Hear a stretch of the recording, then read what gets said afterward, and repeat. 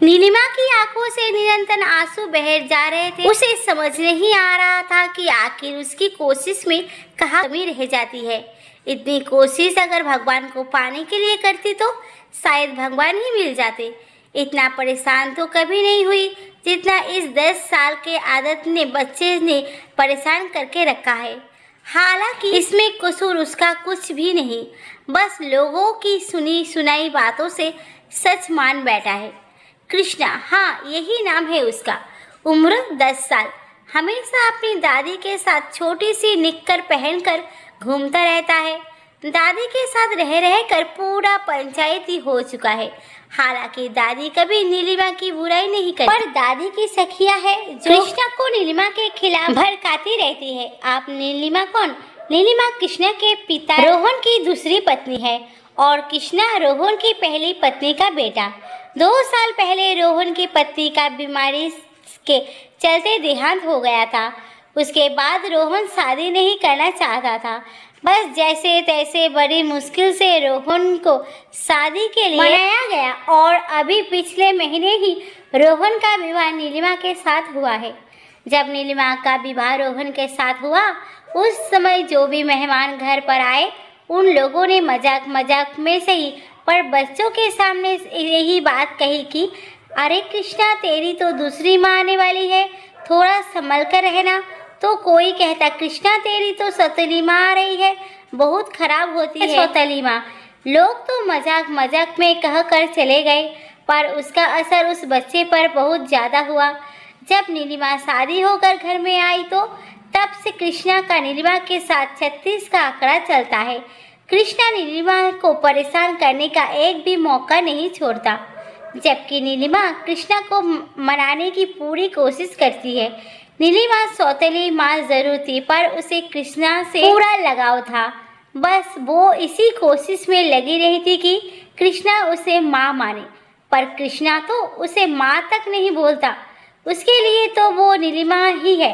दादी और रोहन कई बार डांटते, पर इसका कृष्णा पर कोई असर ना होता। थोड़ी देर रो धोकर वापस वैसा ही हो जाता और फिर उसकी वही शरारतें शुरू हो जाती। अभी पिछले सप्ताह की बात है। घर में मेहमान आए हुए थे जो थोड़े जल्दबाजी में थे। दादी ने नीलिमा को फटाफट चाय बनाने के लिए कहा। घर में रसोई का काम चूल्हे पर ही होता है, तो नीलिमा ने चूल्हा जलाकर चाय चढ़ाई और पानी लेकर मेहमानों को देने आई। इतने में कृष्णा ने पानी का जग लाकर चूल्हे में डाल दिया। जब तक नीलिमा रसोई में गई तब तक चूल्हा बुझ चुका था। अब चूल्हे में पानी भर गया था तो दोबारा चाय बन नहीं पाई। बाहर दादी ने सबके सामने नीलिमा को फटाका लगा दी। नीलिमा को डांट पड़ते देखकर कृष्णा को बड़ा मजा आया।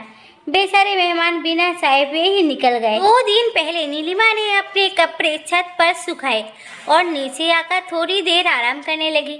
उस दिन ज़्यादा थकी हुई थी तो उसे नींद लग गई।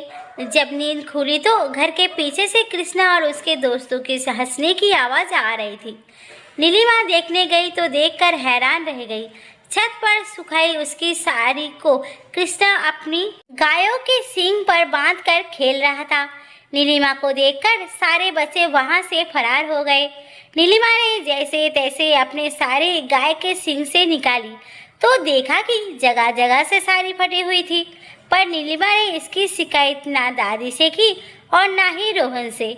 और आज नीलिमा ने बड़े मन से सबके लिए खीर पूरी सब्जी बनाई और खाना लगाकर सबको बुलाने के लिए बाहर आई। पर हाय किस्मत, कृष्णा वहां पर भी पहुंच गया और वही पास रखे नमक को लेकर सब्जी में नमक डाल दिया। जब सब खाना खाने बैठे तो नीलिमा ने कटोरिया में सब्जी निकाली और सबको परोस दी। पहला निवाला मुंह में लेते ही दादी ने निवाला थूक दिया। हाय रे, ये क्या बनाया है? कुछ सिखाया नहीं तेरे माँ बाप ने? पूरा मुंह खराब कर दिया। क्या हुआ माँ, इस तरह क्यों बोल रही हो? सब्जी चक्कर देख, कितना नमक डाला है। खाना खाने लायक तो बना थी। ये सब देखकर कृष्णा को बड़ा मज़ा आ रहा था, जो उसके चेहरे से साफ नजर आ रहा था। रोहन को उसकी तरफ देखकर पर शक हुआ तो उसने कृष्णा से पूछा, कृष्णा सच सच बता, तूने क्या हरकत की? कृष्णा एकदम से घबरा गया कि अगर सच पता चल गया तो फिर डांट पड़ जाएगी, इसीलिए वो हकलाते लगा। वो बाबू वो, सच बोल, हकला क्यों रहा है? तूने कुछ किया ना? रोहन के डर के मारे कृष्णा ने सच बोल दिया कि उसने खाने में नमक खाया था। रोहन से बर्दाश्त नहीं हुआ तो उसने चाटा खींचकर कृष्णा के गाल पर मारा। कृष्णा को चाटा मारते ही नीलिमा का दिल सिकड़ गया। ये क्या कर रहे हैं आप? भला कोई बच्चे को इतनी सी बात के लिए मारता है क्या? तुम इसी का पक्ष ले रही हो। इसकी शरारती देखी दिन पर दिन बढ़ती जा रही है। मैं माँ हूँ उसकी, तुम मेरी माँ नहीं हो। नीलिमा मेरी माँ नहीं है। रोता रोता कृष्णा चिल्लाया और रोता रोता ही वहाँ से भाग गया। बस तब से नीलिमा के आंसू बहे जा रहे थे। सुबह से दोपहर तक कृष्णा अपने दोस्तों के साथ ही रहा। घर नहीं आया तो रोहन नीलिमा को लेकर उसके मायके छोड़ने चला गया, इस वादे के साथ ही जब तुम आओगी तो तुम्हें तुम्हारा बेटा मिलेगा, सौतेला बेटा नहीं। इधर जब कान्हा घर वापस आया, नीलिमा घर पर नहीं थी। उसने हर कमरे में जाकर देखा, यहाँ तक कि ऊपर छत पर भी ढूंढ आया। दादी बाहर खाट पर बैठी कृष्णा को गौर से देख रही थी। किसे ढूंढ रहा है तू? नहीं, मैं तो किसी को नहीं ढूंढ रहा। अच्छा, जिसे ढूंढ रहा है बता दूं कि वो तो गई यहाँ से, अब नहीं आएगी। हाँ तो क्या फर्क पड़ता है, अब तो मैं चैन से रह लूँगा। मेरी सौतेली माँ गई। उसकी बात सुनकर दादी मंद मंद मुस्कुराई, जिसे देखकर एक बार तो कृष्णा हड़बड़ा गया, फिर चुपचाप अंदर कमरे में चला गया। धीरे धीरे रात भी हो गई, पर आज कृष्णा का घर में मन नहीं लग रहा था। उसे तो नीलिमा को परेशान करने में मजा आता था, पर आज तो नीलिमा घर पर नहीं थी। उसका मन भी किसी काम में नहीं लग रहा था। रात को रोहन घर आया है तो कृष्णा आकर रोहन के पास ही खड़ा हो गया। उसे लगा कि रोहन नीलिमा के बारे में कोई बात करेगा, पर रोहन ने तो कुछ भी नहीं कहा, उल्टा उसे मिठाई निकल कर दे दी। अरे बेटा, मिठाई खा, तू चाहता था ना कि तेरी सौतेली माँ चली जाए, ले आज वो चली गई। कहकर रोहन ने चुपचाप अपना खाना खाया और अपने कमरे में जाकर सो गया। कृष्णा से मिठाई खाते न बना। जैसे तैसे एक दो निवाले निकले और चुपचाप उठकर कमरे में चला गया। रात को सोते समय बाहर दादी के पास खाट पर लेटा लेटा रोने लगा। अरे क्या हुआ कृष्णा, तू रो क्यों रहा है? कोई परेशानी है क्या तुझे?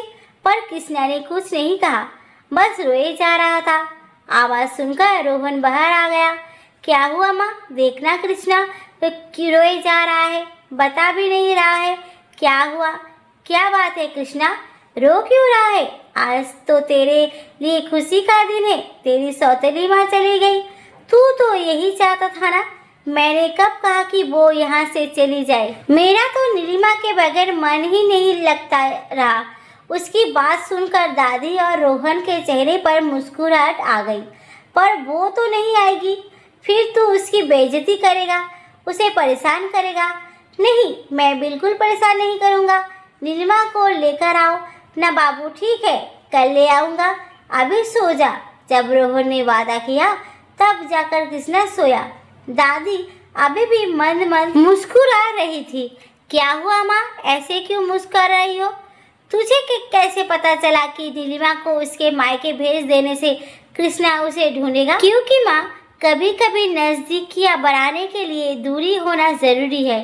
तुमने कभी ध्यान नहीं दिया माँ, कृष्णा हमेशा नीलिमा के आसपास ही मंडराता रहता है। बस दोनों को अपनी नज़दीकियों का एहसास नहीं था, तो वो एहसास कराना ज़रूरी था।